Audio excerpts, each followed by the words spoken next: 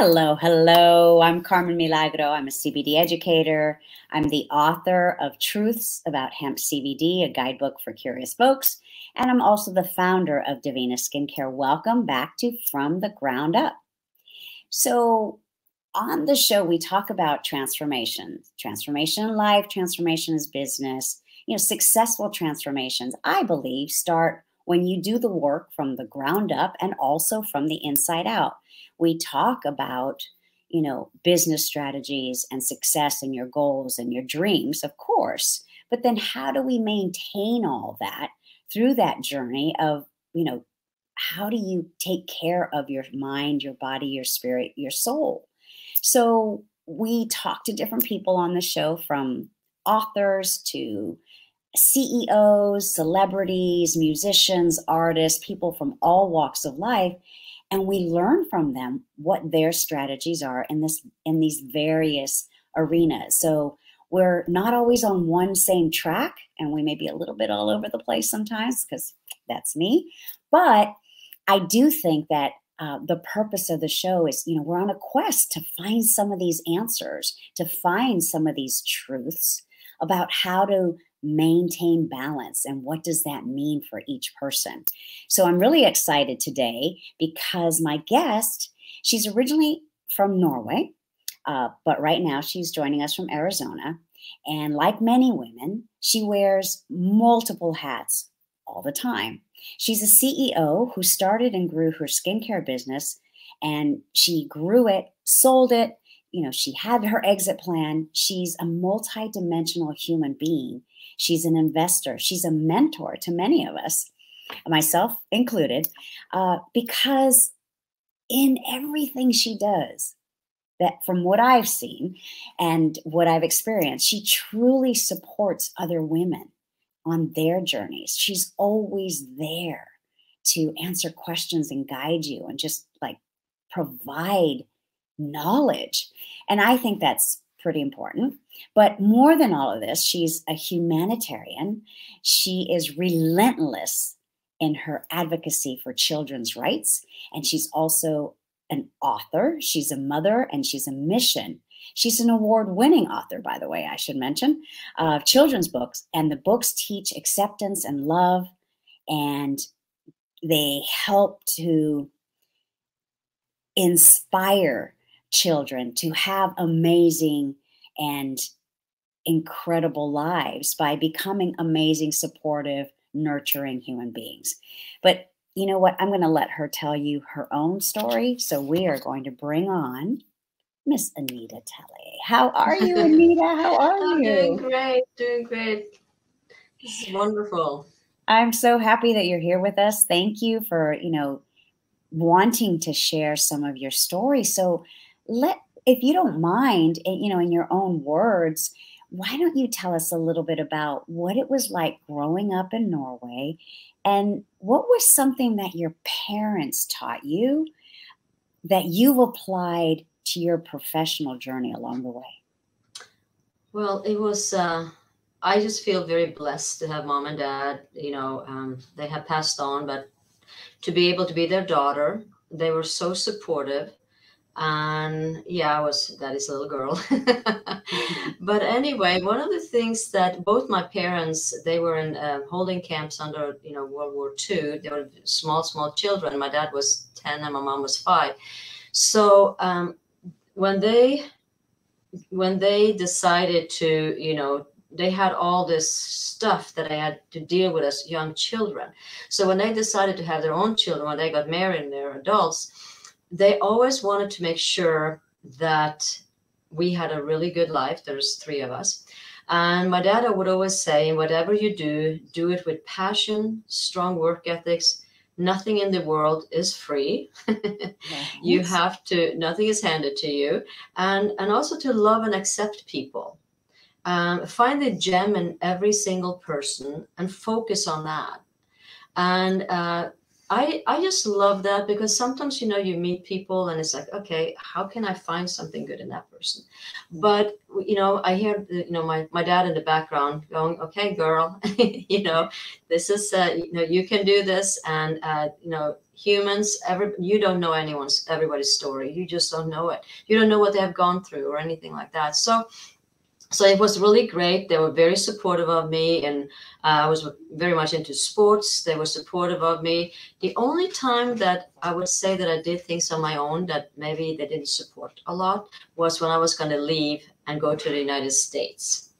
I don't think they were too happy about that, but they, came and visited, and I, of course, went home all the time. So, but it was really a beautiful childhood. And being able to visit with people from all over the world, because one of the things that I did as a very young child, at 10 years old, I became a member of Amnesty International, and I still am today. Yeah. And it has just followed me my whole life, and I have been very involved in understanding people. And so what I made a choice to do at that time, and when I tell my son this story, he goes, "Mom, what you were doing was snail mail," because I had pen pals and we did, write letters. And so anyway, so I met people from all over the world, and many, many countries, from Africa, Australia, Europe, everywhere. And I still to this day have quite a few of them that are still my friends. And I have my friend Irene. She's a judge in Zurich, Switzerland. I have my friend Barlani in Hawaii. I have, people in Australia, Linda, I have people all over that I'm still friends with today. So I believe that one of my reasons for really starting up and wanting to get out in the world and experience different cultures and stuff came from that. Sure, absolutely.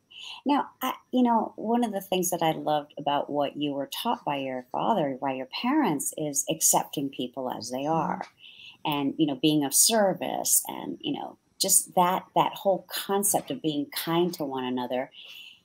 If I recall, I'm hoping that I can get you to share this story as well, because the way that I saw this translating into your business was one of the stories that you told me about how when you started your skincare distribution company, you did something that was your secret to success. Yeah. And it was basically the foundation for what your brand stood for. But the foundation of that, from the way that I understood it, is being of service to others. Correct. Can you sort of share that yes. success that you had? Yes. So I started up with a few partners, and we started up a company called Salon Technology, and we were a distributor of hair care and skincare to the salon industry. And so what we did, we were always out there. We had 22 salespeople, and they were out there going from salon to salon and beauty supply and all this. And one of the things that we decided to do, because we saw that the salon owners were often, working really, really hard, and had a tough time at times, also keeping staff. So things would kind of fall behind. So what we decided to do is we came up with this program, and we called it a shampoo day, so it wasn't very original. but anyway, so what we did is we kind of we went into the stores, beauty supplies, or we went into the salon owners, and for half a day, we just were there to help them. And so we did everything from dusting their shelves to helping them with whatever they needed. We were there for them. And so, but with that, one of the things we did that was quite unique and pretty brilliant, if I have to say so myself, was that when we were dusting the shelf, we said to the salon owner, "Oh, would you mind if I take down this product line here and put mine up there?" And they go, "Oh, of course, go ahead." So we would take our competition's product line and put them down, and we put ours at the level where people could see it. Very much increased sales. And also the fact that the salon owners, they realized that we didn't just come there to take their order and say, "Hi, how are you? And how are you doing today? Can I take your order?" and be out the door. Right. We cared.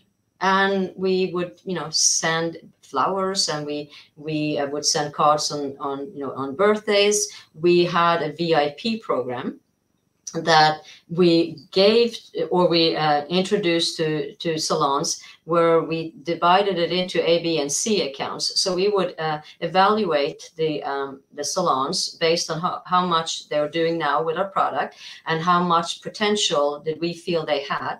And then we put them into categories, and then we presented the program to them. So what they could do is, if they want to be in a VIP A, they would have to guarantee so many purchases, so much purchases per month.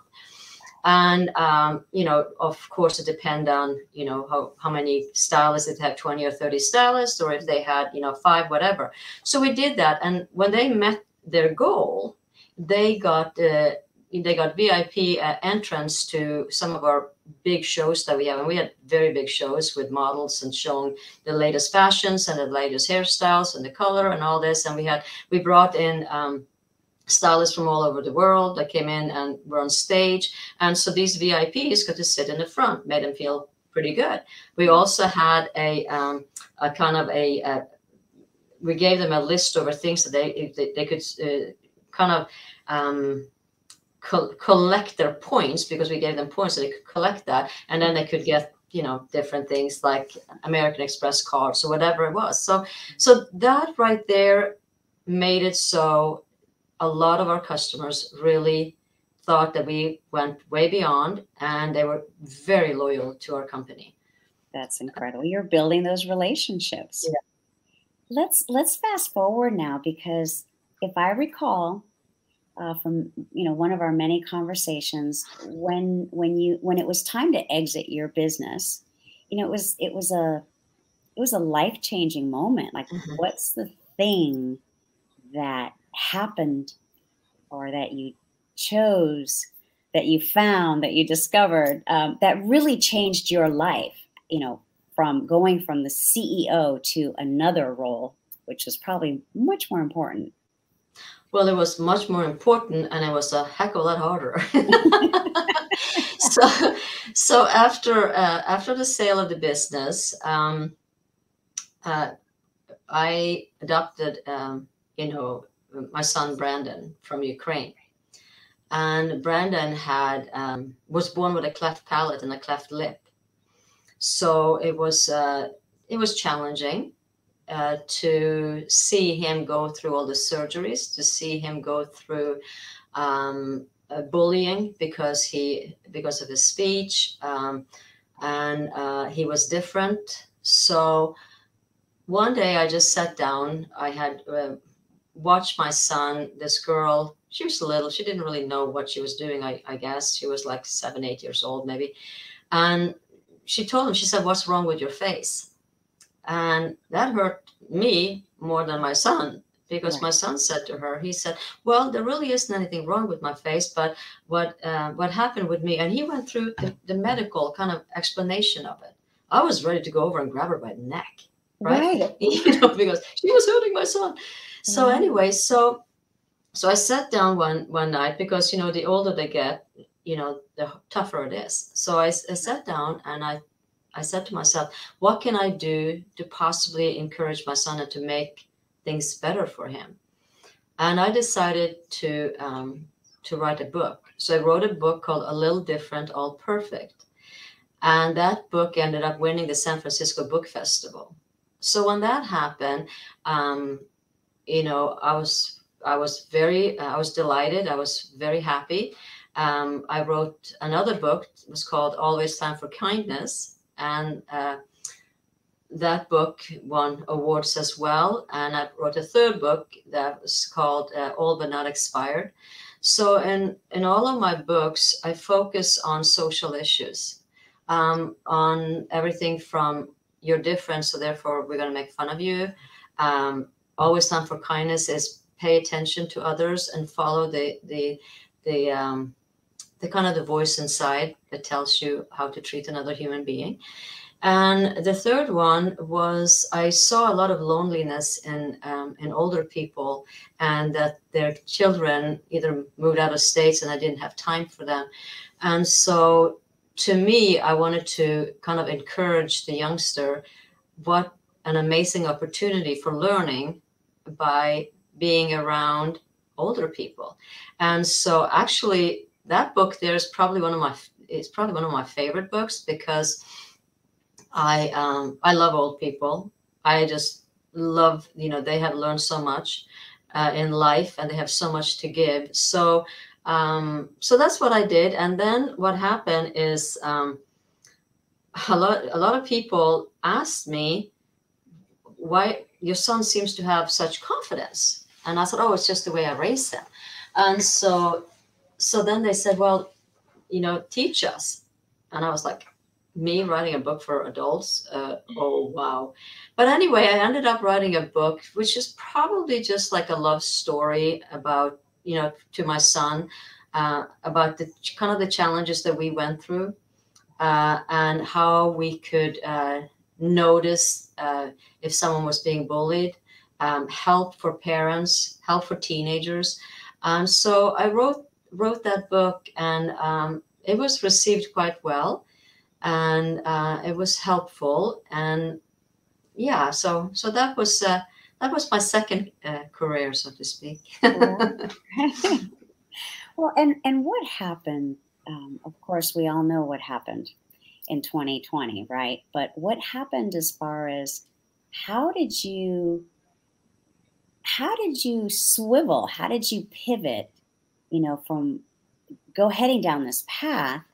It seems to me that it's like most of us, our plans that we had, our visions that we had for where we were headed. For some, came to a screeching halt. Mm-hmm. Others, we were able to, do a quick U-turn as fast as we could. What was that U-turn for you?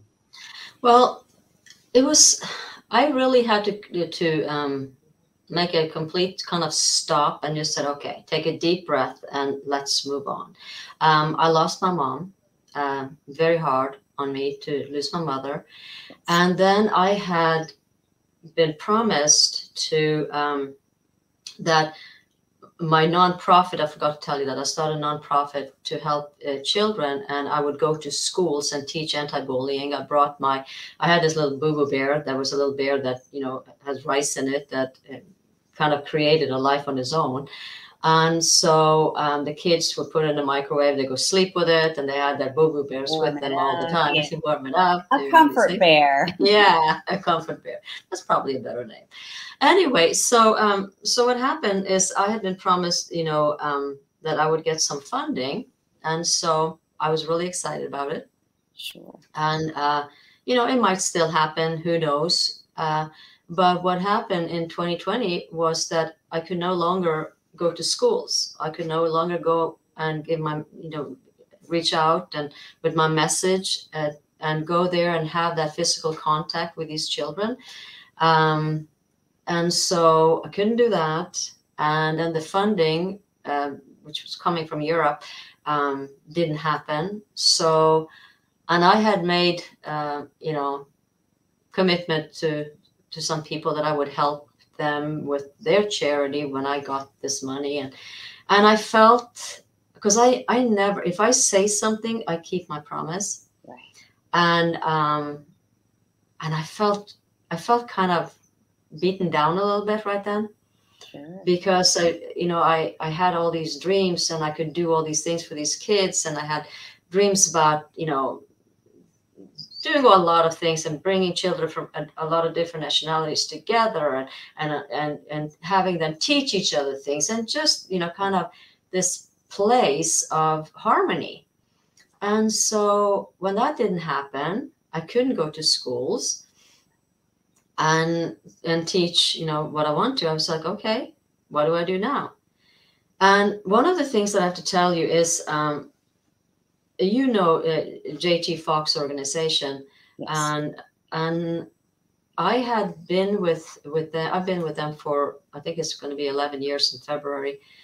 And I was just like, I had learned a lot, and I'd taken a lot of notes, and I did coaching, and it so helped me when I came to this place, because I could go back and you can do it. Speed of implementation, all the kind of the keywords like just coming into my head, you know, from what I learned. And so I sat there and I thought, you know what, I can choose to just be, you know, depressed about this and move on. I know my mother would have want me to move on, so that was very important to me. And I ended up just, I now have a job as the marketing director for a stone company. It's like so different than what I've ever done in my life. And I really, you know, I'm really enjoying it. And I'm enjoying working with people, working with adults, you know, because since my first business, you know, where I had, you know, I had 110 employees at 10 stores. I was always around adults, and then going to just dealing with children, you know. So now I'm dealing with adults again, and I'm enjoying it, and I'm having a good time, learning about, you know, new things and experiencing new things and just moving on. And also in a way, not being so harsh on myself for, you know, for in a way I felt like I was failing when I was not able to, you know, to help these people in Haiti and these kids and all that I had made a commitment to. And I realized that I am, you know, I did the best I could. No one could figure out what was going to happen with this crazy thing. And so I just moved on, and I'm actually, you know, in my office right now.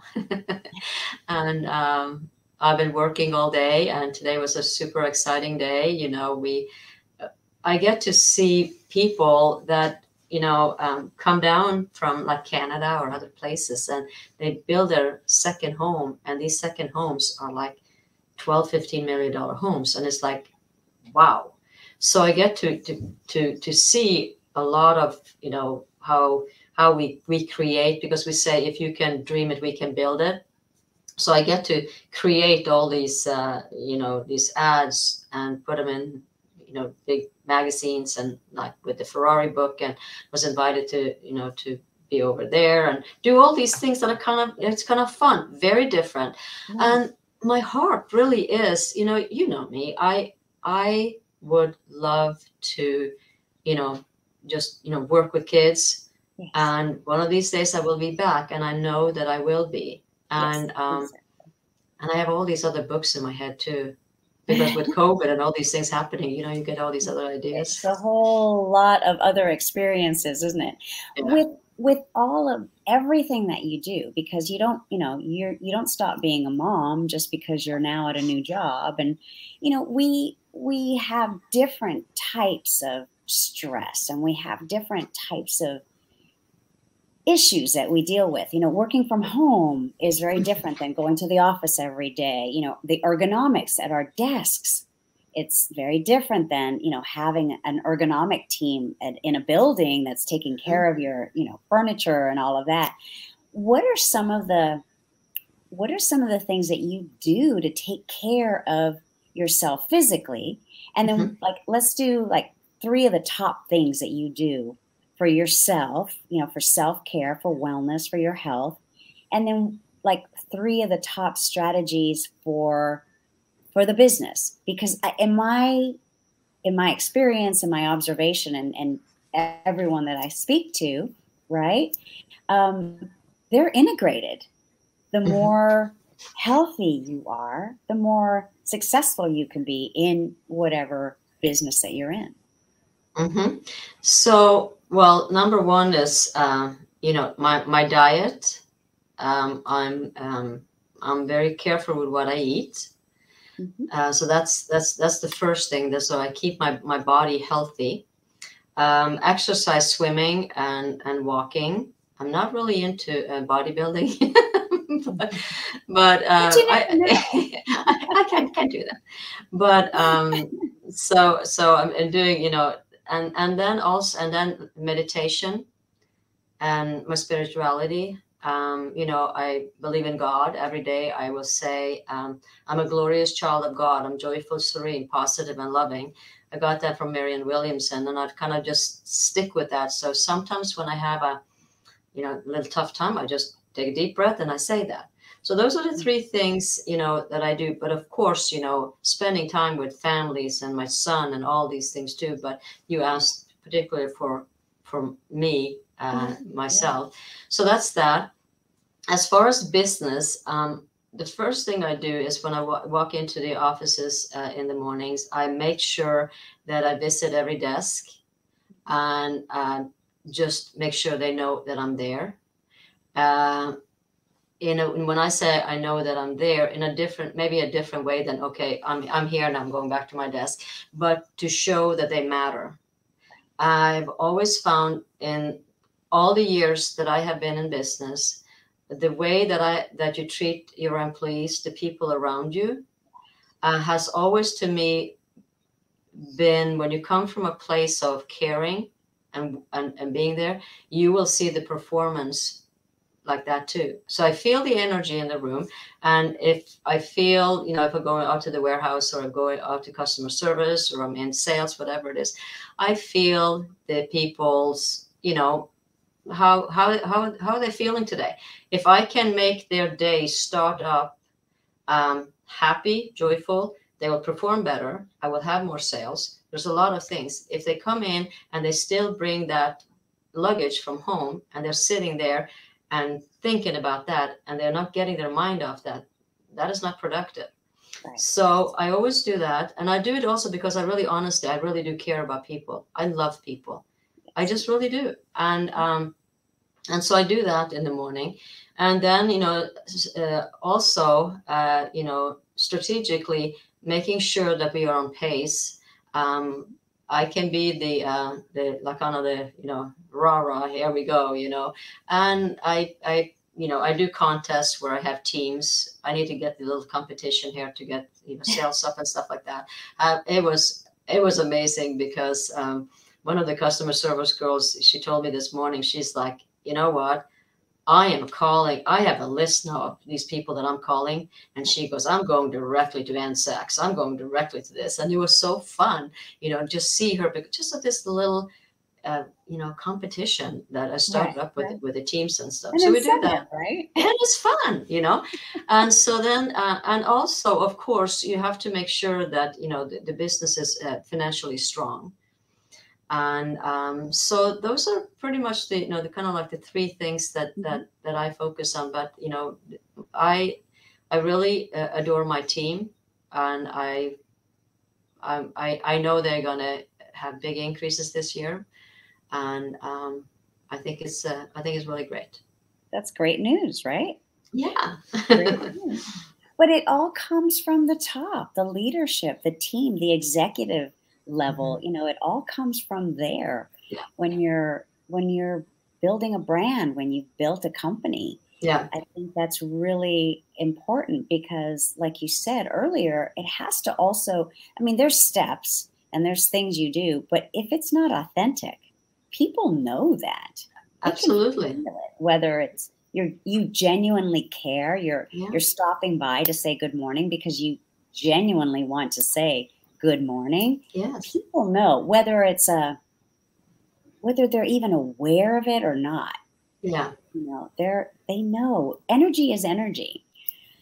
So I love this conversation because it really does highlight for me, so much of the things that I believe. And when I get to that level, when it's not just me building a company, these are the things that I believe that I also have done in the past. Mm-hmm. So, I like the reminders. That's why I love these conversations. So thank you so much. You're welcome. I know it's the end of the day. You've had a long day, but is there anything that you would like to share with the viewers, with the audience about, just how to connect with you, what it is that you can help them with, or anything like that you just want them to know? But we'll also, of course, put our links and your contact information in the post, so they'll be able to see it there too. Okay. Yeah, I am very open to, to talking to people. Like you said earlier, I've been coaching a lot of people myself, actually quite a few, ex-employees.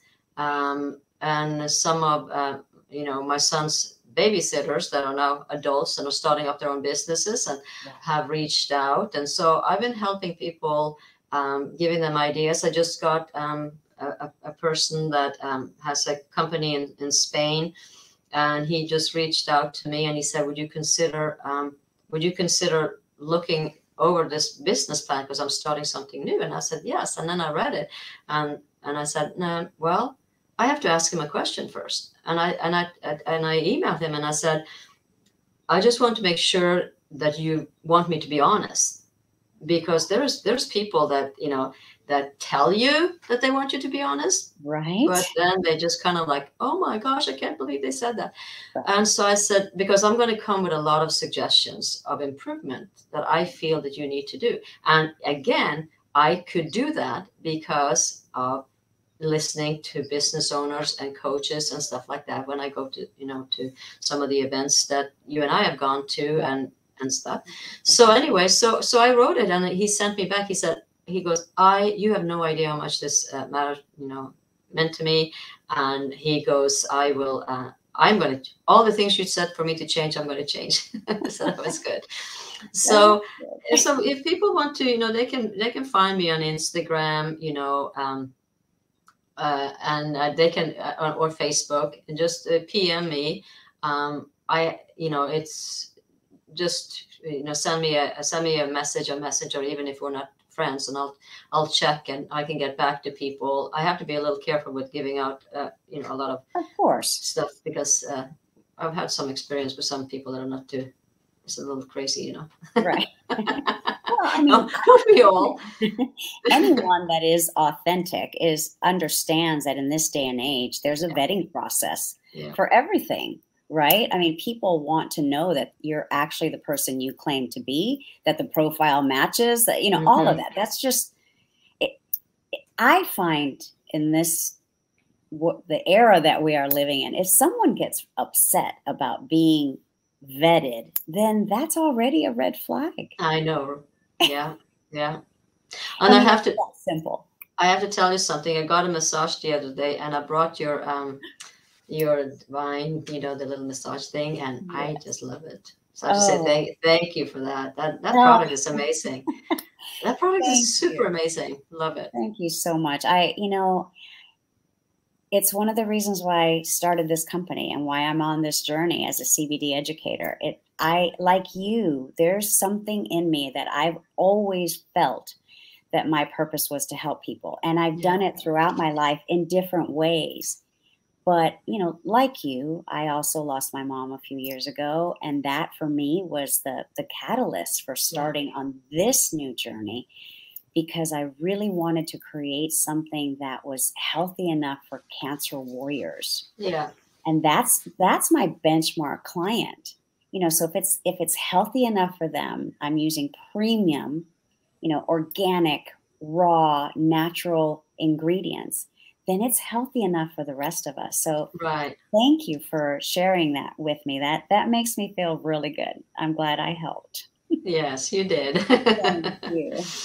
Well, and I know you've got to get home, dinner, all those things await you. I'm sure your hungry son is awaiting you. Oh no, he's tennis. Okay. Well, that's good. Yeah, and you don't have to rush home. Yeah, he's at tennis and tennis and tennis and tennis. Right. Well, that's his passion, and that's his purpose. It is his passion, yeah.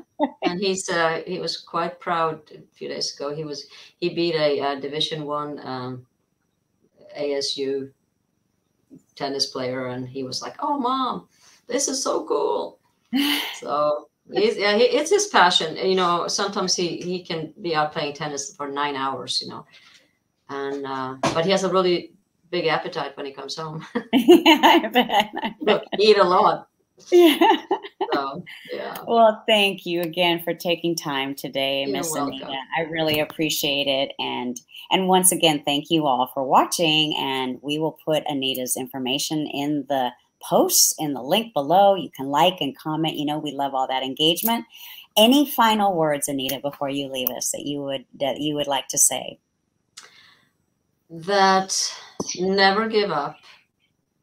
You know, if it's 2 steps forward and 1 step back, whatever, just move forward. And also, more than anything, I think we really have to realize, what is it? What is your priority? What is it that is super, super important to you? Because, you know, we're on borrowed time.